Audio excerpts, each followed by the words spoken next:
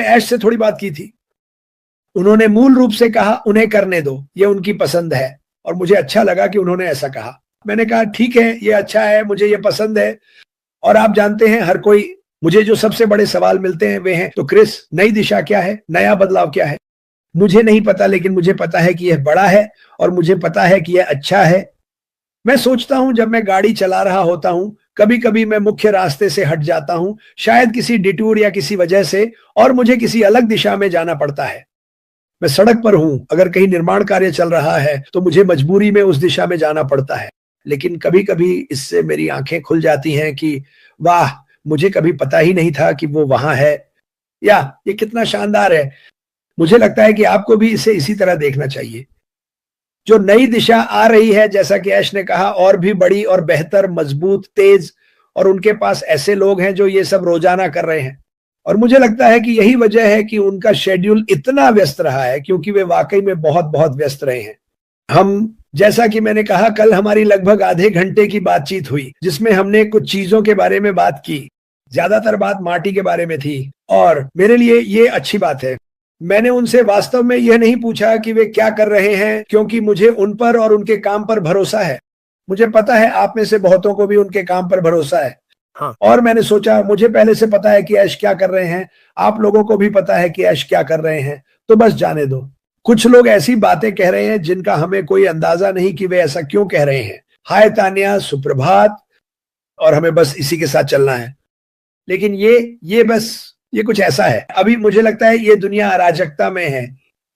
हमारे चारों ओर युद्ध हो रहे हैं, बच्चे, महिलाएं, पुरुष बमों से मारे जा रहे हैं। इसमें कुछ भी अच्छा नहीं है। मेरा मतलब है, अगर आप सोचें तो ये एक भयानक भयानक दुनिया है। और फिर मैं यहां वापस आता हूं और मैं सोच रहा हूं, ठीक है, कम से कम मुझे पता है कि इस दुनिया में धूप है। हम युद्ध शुरू करने की कोशिश नहीं कर रहे हैं, हम उन्हें रोकने की कोशिश कर रहे हैं।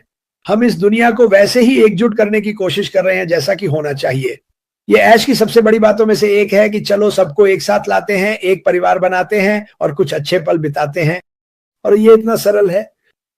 मुझे केवाईसी कमीशन के बारे में जितने भी सवाल मिलते हैं अभी के लिए, इन सब पर कोई चर्चा नहीं होगी जब तक कि ऐश बाफरीन खुद ना बोले।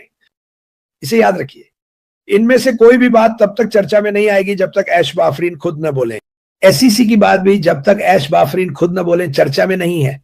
तो मेरे पास सच में ऐश के लिए कोई सवाल नहीं है। असल में मैं उनसे कभी सवाल नहीं पूछता।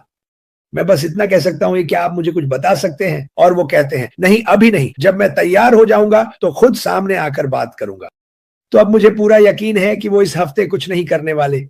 मैं जानता हूं कि वह उनका शेड्यूल बस बहुत खराब है। मैं उनकी तरह का शेड्यूल नहीं चाहूंगा। मुझे पहले लगता था कि मेरा शेड्यूल बहुत खराब है, उनका तो वाकई बहुत खराब है। लेकिन बस अपने रास्ते पर बने रहो, इन पागल चमकदार चीजों से दूर रहो, और देखो मैं फिर से उसी बारे में बात कर रहा हूं। मैं बस चाहता हूं कि हर कोई ये समझे कि जब आप बाहर जा रहे हैं ये सोचकर कि कोई चीज आपकी जिंदगी एक पल में बदल देगी, तो ऐसा होता नहीं है। वाकई ऐसा नहीं होता। मैंने लोगों को गुस्से में देखा है। मुझे पता है कि बहुत सारे फाउंडर्स इन दूसरी चमकदार चीजों के पीछे भाग गए हैं, और जैसा कि मैंने कहा, आप जो चाहे कर सकते हैं।